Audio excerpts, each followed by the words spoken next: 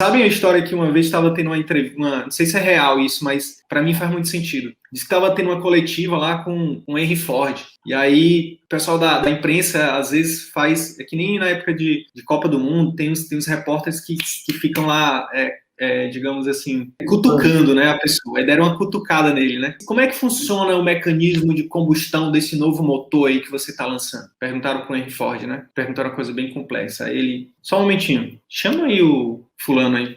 Fulano, explica aí para ele como é que funciona. E aí o fulano explicou, aí depois ele voltou com a palavra para ele e falou, pois é importante a gente entender que eu sou o dono de uma empresa. Eu não preciso saber de todos os detalhes. Eu só preciso ter um time que saiba de todos os detalhes. Então, a gente traz muito isso, assim, de que o médico, ele tem um consultório e ele tem uma empresa. Então, ele não precisa necessariamente saber de todos os detalhes, mas ele precisa construir um time. Ele precisa construir um time que saiba dos detalhes e que faça todos os detalhes. Então, isso faz uma diferença muito grande. E isso cria uma inteligência coletiva muito grande, né? E é importante também, nesse ponto, Sidney, a questão do time, basicamente consultório, a gente está falando de uma boa secretária, é importante que quando a gente treina essa secretária, quando a gente dá valor à função dessa secretária, está empoderando essa pessoa que muitas vezes, né, não tem um salário muito bom e tal, mas assim, ela se sente importante, ela está sendo treinada, aquilo está sendo bom para ela também. Então, assim,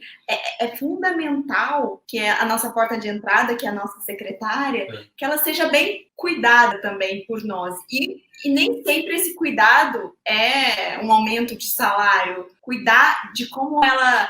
uma consultoria de comunicação, ensinar para ela, isso ela está crescendo também. Então, é importante a atenção com quem está com a gente, com quem cuida do paciente com a gente, né? Isso é fundamental. E isso é interessante porque, juntando com o que você falou da questão dessa rede de valor, né? Porque é uma rede de valor que ela não está só para o médico, para o aluno de CVM com quem você está falando diretamente. Ela é uma coisa que se estende para a pessoa com quem ele está trabalhando diretamente, o conceito se estende para quem ele está trabalhando diretamente, eventualmente isso vai se expandir talvez para um amigo, falar, olha, essa ideia está legal, repensa dessa maneira, e aí também a secretária ela vai lidar de uma forma diferente, vai talvez falar com a pessoa que está na limpeza, talvez com a assessorista do elevador, talvez com uma outra secretária, ou seja, essa rede de valor ela vai se estendendo para uma coisa muito maior do que simplesmente o cara que é o aluno do CVM, né? Ou seja, e isso tudo, no final das contas, isso volta, né? Isso volta para quem está trabalhando, isso volta para o paciente, isso é muito interessante. Né? Eu gero um desafio para todos os colegas médicos que têm consultório. Eu quero saber quantos deles já sentaram com a sua secretária no momento de contratar ou secretário, explicaram para ela a importância dela. Cara, quando você sabe da sua importância no processo de cuidado, aqui com a gente, principalmente em paciente, né, oncológico, que está totalmente fragilizado, família fragilizada, todo mundo fragilizado, cara, a gente precisa conversar com esses profissionais, com as pessoas e dizer, olha, o tanto que você é importante, não só para mim, mas para quem você está atendendo. Porque muitas vezes contrata, a secretária vai lá, atende telefone, tá confirmada a consulta, não tá confirmado, pronto, o papel dela não é só isso, atender telefone. Então, eu acho que eu duvido, é uma minoria, e você deve saber muito melhor do que eu disso, né? Os nossos colegas médicos não explicam para a sua secretária a importância dela. Mas sabe o que a gente tem visto, Aline e Diogo? O que está por trás disso é exatamente a falta de entendimento do próprio médico da importância da secretária. Por quê? Porque a gente volta para a raiz do problema. Formação zero em gestão, formação zero em liderança. A gente fala gestão, um grande bloco. Mas um dos principais blocos da gestão é a liderança. E a liderança que a gente aprende é o quê na nossa formação? É a dar ordens. Liderar isso não é... Isso não é liderar, isso é ser chefe. Isso é chefe e manda. O líder dá o exemplo. O líder, né, inspira. O líder faz junto. Né? Sentar junto é líder. Mandar é chefe. Agora, a gente busca, né, no CVM, fazer o que a gente ensina, que é sempre estar buscando ter essa empatia com o médico, né? Então, assim, a gente... Até porque, senão, ele não fica com a gente, ele vai embora. E acaba entrando num curso de coach ou de gestor aí que não é médico. Então, é importante a gente reconhecer isso. Acho que não tem nada de errado, né, Aline? Não importa se você é a gente tem médico que é pós-doutor, entendeu?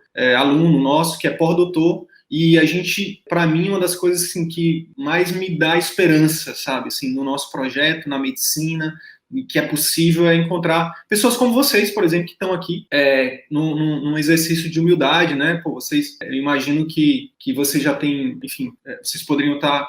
E aí vocês se colocam junto com um garoto, né?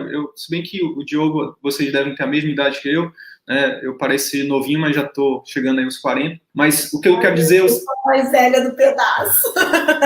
Mas eu acho que quando a gente consegue vencer essa barreira do orgulho, do ego, da vaidade, que, cara, para que eu possa ir para o próximo nível, eu preciso aprender algo que eu não sei. Então, quando a gente passa por cima disso, o infinito é o nosso limite. Então, mesmo que você não tenha tido a chance de aprender gestão, liderança, todos os conceitos de gestão durante a sua formação, pode aprender agora, por que não, né? Qual o problema? Não tem nada de errado, não tem nenhum demérito nisso, pelo contrário. Quando a gente vai, não sei se vocês concordam comigo ou se vocês gostam disso que eu vou falar, que é estudar biografias. Eu gosto muito de ver a biografia de pessoas que causaram algum impacto na sociedade, porque meu grande barato, eu não tenho uma meta de grana, eu não tenho uma meta de seguidores, eu não tenho uma meta de ir num programa de TV, não tenho nada disso. Minha meta é de legado. Então, eu gosto de estudar a história de pessoas que deixaram legados. E quando a gente estuda a história dessas pessoas, o que é que a gente vê? Eram pessoas que, apesar de muitas vezes já galgarem patamares muito altos dentro da sociedade, do ponto de vista de grana, de status, eram pessoas que não paravam de querer aprender. O grande mestre é aquele que nunca deixou de ser aprendiz. Então, a gente tem tido uma grata surpresa, Diogo e Aline, de colegas com 30 anos de formado, que estão lá se colocando como aprendizes, com 2 garotos. E isso é uma prova, não de êxito no nosso método, no nosso trabalho, mas na minha opinião, é um êxito, é uma prova de êxito, de que sim, a gente pode reverter esse jogo. Pode ser que não seja agora, pode ser que não seja nos próximos 5 anos, mas eu vejo com muita esperança nos próximos 10 anos, até a nossa empresa deixar de existir, ou esse produto deixar de existir, porque o meu sonho é que chegue daqui a um tempo, não precise de CVM falando de que é importante se comunicar bem com o paciente, que é importante, né, falar de gestão, de consultório, de processos, que não é importante estruturar um pós-consulta, que marketing vai ser entendido como deve ser entendido, principalmente as ferramentas de marketing digital, que é uma ferramenta de trabalho inerente à missão do médico, que é propagar conhecimento. Que é o que vocês fazem aqui no Ideias em Saúde, por exemplo. Vocês estão fazendo um trabalho social muito grande. É óbvio que eu desejo que isso se torne cada vez mais um projeto maior, que precisa de financiamento, e é por isso tem que estruturar realmente o modelo de negócio, porque quanto maior o modelo de negócio de vocês, mais pessoas vocês irão impactar. A gente só consegue impactar, por exemplo, nos últimos 30 dias, a gente impactou 1 milhão de pessoas no Brasil inteiro e fora do Brasil. Mas por quê? É porque a gente tem uma filantropia aqui? Não. É o resultado de um modelo de negócio que funciona. Então, a gente impacta 1 milhão de pessoas e tem algumas centenas de alunos. E esses alunos, eles têm o resultado, a gente entrega mais, a gente busca entregar mais do que eles investem, e aí isso faz com que essa engrenagem rode e a gente consiga impactar milhões de pessoas. Então, mas na essência, nosso trabalho tem um trabalho social muito forte, né, muito grande. A gente impacta pessoas que a gente jamais vai encontrar, que a gente nem vai saber das histórias. Então, já estou respondendo aqui, acho que era uma pergunta. O que você espera com esse projeto? O objetivo desse projeto é esse, é impactar, ser um modelo para SUS, ser um modelo para plano de saúde, para qualquer lugar, onde o médico tenha autonomia, liberdade para poder atender o paciente como ele merece, como o paciente médico merece, ser remunerado de forma justa e poder, de fato, sentar a cabeça no travesseiro de noite e dormir com um sorrisinho de cantinho de boca, assim, né, agradecendo por ter feito seu melhor.